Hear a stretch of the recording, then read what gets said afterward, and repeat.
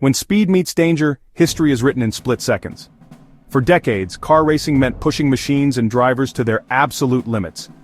But sometimes those limits pushed back.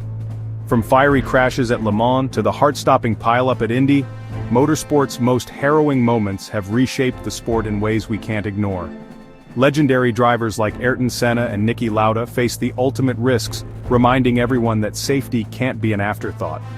These tragedies sparked fire-resistant suits, crash barriers, HANS devices, and advanced helmets became the new normal. Each innovation came at a cost, but every life saved proved it was worth it.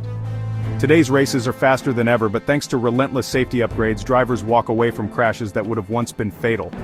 Motorsport will always carry risk, but the story of safety is proof that even the world's fastest sport can learn to slow down just enough to save lives.